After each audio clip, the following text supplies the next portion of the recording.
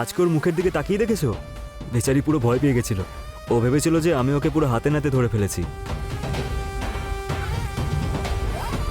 গ্রামের মেয়েরা এমনিই বোকা হয়। কথাটা ঠিকই বলেছো। সেই জন্যই তো আজ অব্দি এটাও জানতে পারলো না যে আমি রোজ অফিস যাই আর ঘুরে সোজা তোমার রুমে চলে আসি।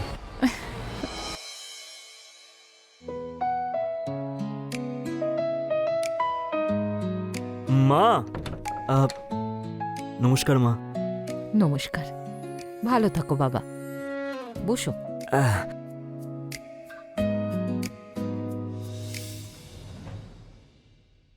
5 বছর হয়ে গেল, এই IAS করতে হবে না, আর একটা ভালো চাকরি দেখে নাও।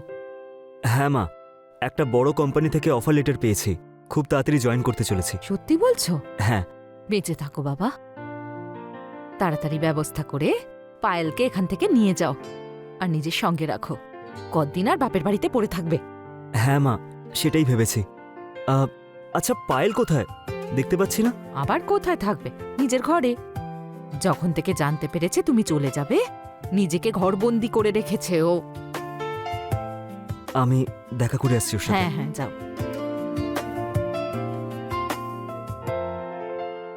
পায়েল,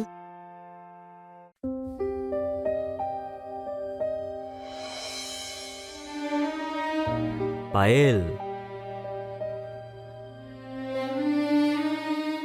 আরে কি হয়েছে? তুমি কাঁদছো কেন? আরে আমি তোমার সাথে দেখা করতে এসেছি, তুমি খুশি হওনি? তুমিও ভালো করে জানো, আর আমিও জানি যে তুমি আমার জন্য এখানে আসো না।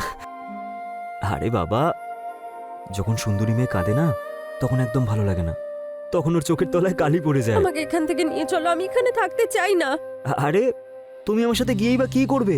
হ্যাঁ, কি করবে বলো?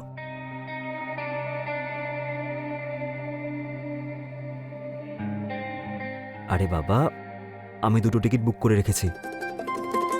সত্যি? আর তুমি তো বললে না যে তুমি আমার সাথে গিয়ে কি করবে?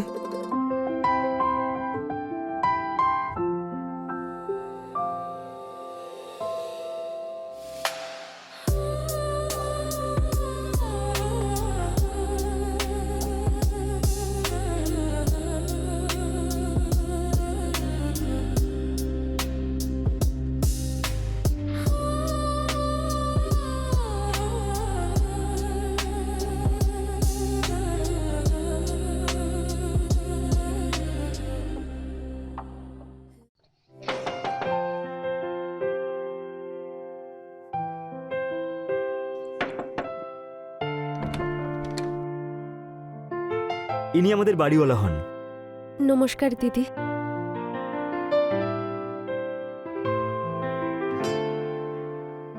তুমি তো আমার ছোট বোনের মতো। ঘরটা তো আপনি আগেই দেখে নিয়েছেন। ডিপোজিট আর 1 মাসের অ্যাডভান্স দিতে হবে। হ্যাঁ, ততক্ষণ আপনি এই ডিপোজিটটা রেখে দিন, পরের মাসে আপনাকে ভাড়াটা দিয়ে দেবো। তবে আমি পুরুষদের উপর ভরসা করি না, কিন্তু আপনার স্ত্রী এত সুন্দরী, তাই করছি। আসুন।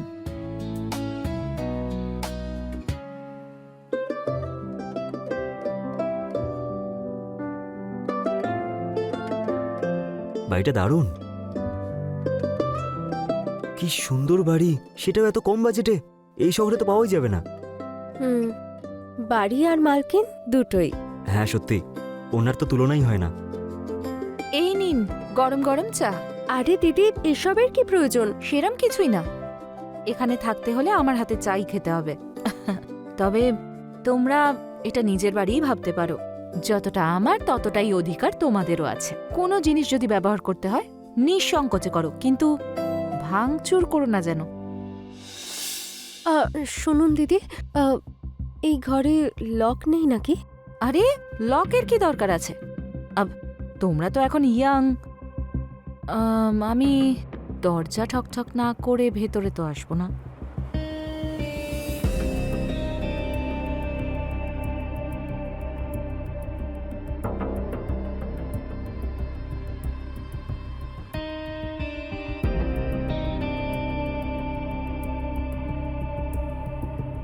আবার কি হলো?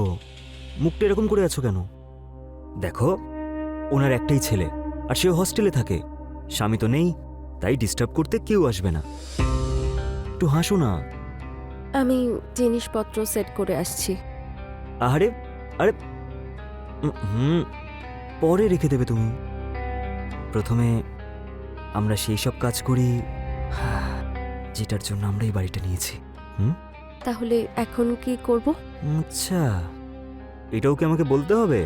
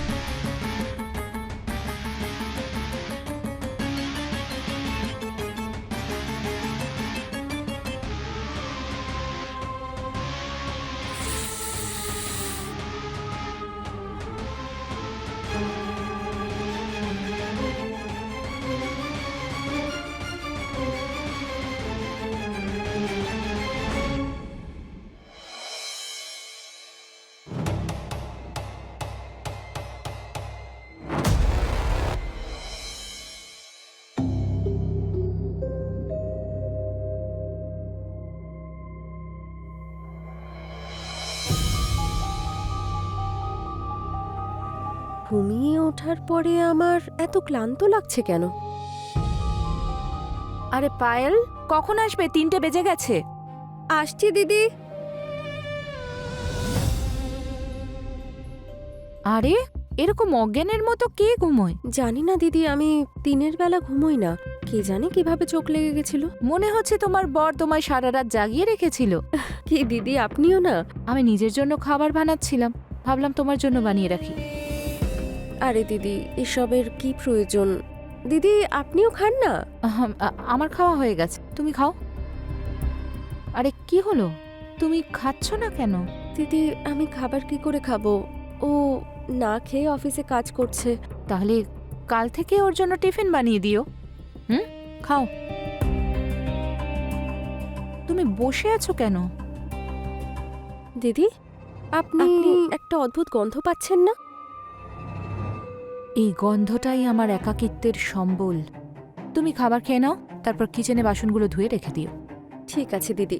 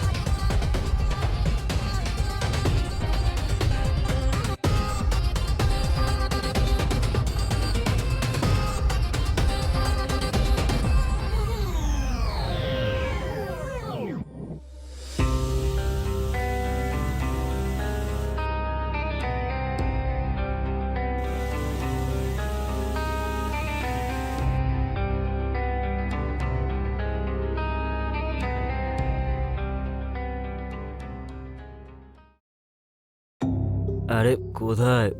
কি?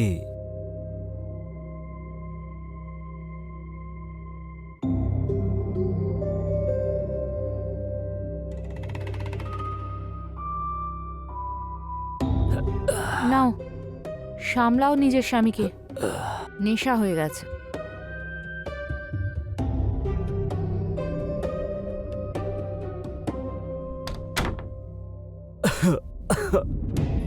তুমি জানো যে নেশা করা আমার একদম পছন্দ নয়, তাও তুমি কেন করলে? আরে ওই বন্ধুরা পার্টি করতে চাইছিল, সেই জন্য তাই সবাইকে খাওয়াতে হয়েছে, আর নিজেও একটু খেয়েছি। তুমি কবে থেকে এসব খাচ্ছ? কাছে এসো। একটা কাজ করো, আমি খাবার দিয়ে দিচ্ছি, তুমি হাত মুখ ধুয়ে নাও। আরে বাবা, খাবো তো নিশ্চয়ই, কিন্তু খাবার নয়, তোমাকে। আমার ভালো লাগছে না, তুমি বরং হাত মুখ ধুয়ে নাও, আমি খাবার দিয়ে দিচ্ছি। আরে আরে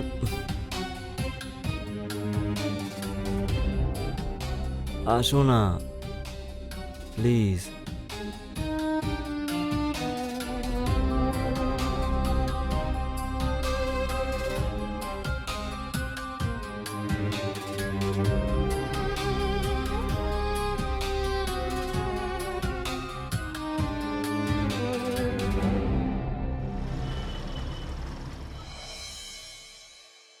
পায়েল, আমি অফিস যাচ্ছি।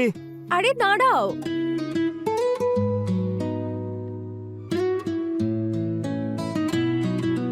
এই নাও তোমার টিফিন। এসব এসব কখন করলে? কাল দিদির সাথে মার্কেটে গেছিলাম তো, তাই সবজি কিনে এনেছিলাম, সেই জন্য। কাল দুপুরে খাবারই খাচ্ছিল না, তুমি টিফিন নিয়ে যাওনি না? ঠিক আছে, আমি আসছি।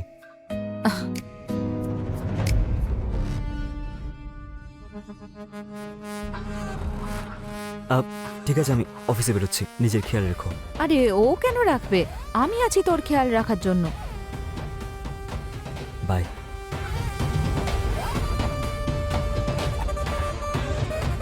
এই নাও, তুমিও না।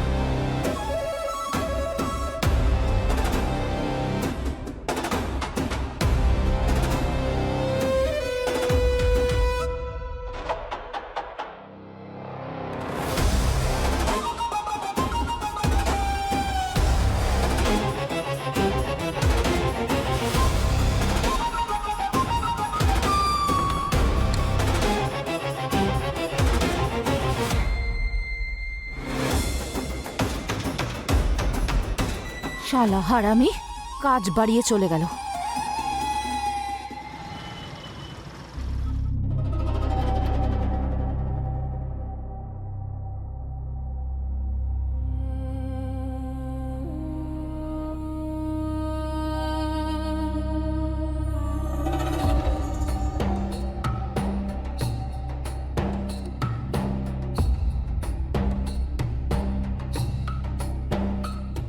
এইটা তো রঞ্জিত কোনোদিন ইউজই করে না। এই নাও গরম গরম চা। তাহলে এটা কে আনতে পারে? এই নাও, তুমিও না। কিছু বুঝতে পারছি না, কিছু একটা তো ব্যাপার আছে।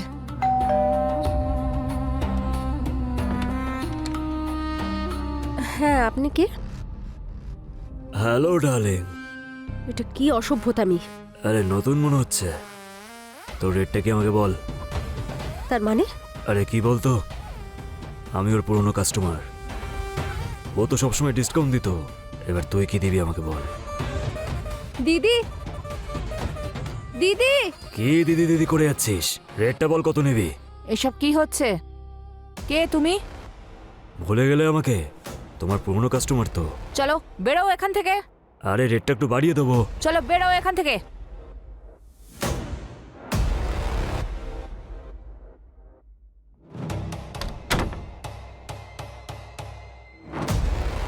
তুমি কে?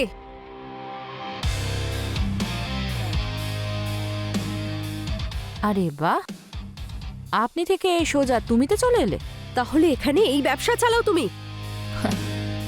ও, তাহলে পুতুল সোনা জানতে পেরে গেছে? হ্যাঁ, তাতে কি? কি করেছো তুমি আমার সাথে? কিছুই তো করিনি। তাহলে এটা আমার রুমে কোথা থেকে এলো?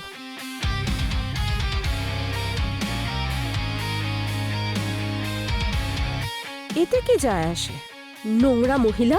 রঞ্জিতকে আসতে দাও, তোমার সব কিছু ফাঁস করে দেবো আমি।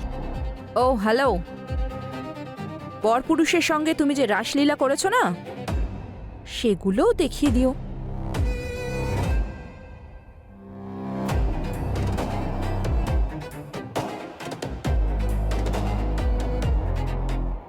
নিজের আর নিজের বাড়ির লোকেদের সম্মান যদি বাঁচাতে চাও, তাহলে চুপচাপ সেটা করতে থাকো যেটা বলবো, বুঝেছো?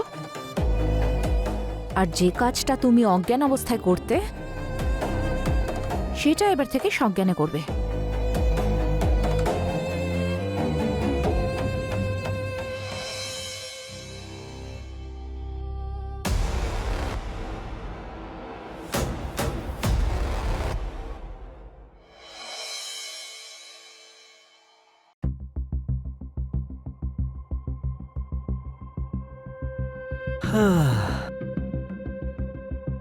আরে, তুমি এত তাড়াতাড়ি চলে এলে? হ্যাঁ, কেন? তাড়াতাড়ি এসে কি ভুল করলাম নাকি? না, আমি তো এমনি জিজ্ঞেস করছিলাম। কিছু না, আরে মাথাটা একটু ব্যথা করছিল, তাই ভাবলাম বাড়ি থেকে একটু বিশ্রাম নিই।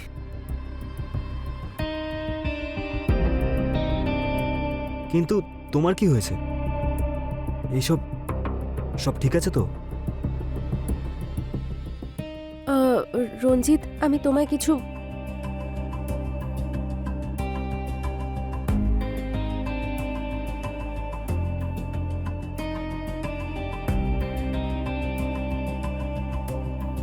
আমি তোমার জন্য চা বানিয়ে আনছি। আর বলছি কি, বেশি করে না একটু আদা দিও, মাথাটা খুব ব্যথা করছে।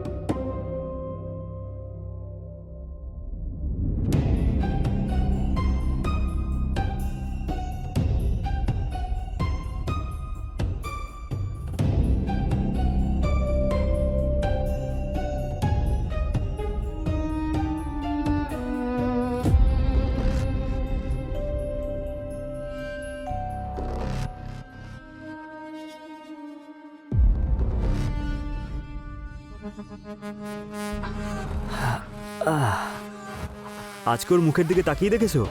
বেচারি পুরো ভয় পেয়ে গেছিল। ও ভেবেছিল যে আমি ওকে পুরো হাতে নাতে ধরে ফেলেছি। গ্রামের মেয়েরা এমনিই বোকা হয়। কথাটা ঠিকই বলেছো। সেই জন্যই তো আজ অব্দি এটাও জানতে পারলো না যে আমি রোজ অফিস যাই আর ঘুরে সোজা তোমার রুমে চলে আসি।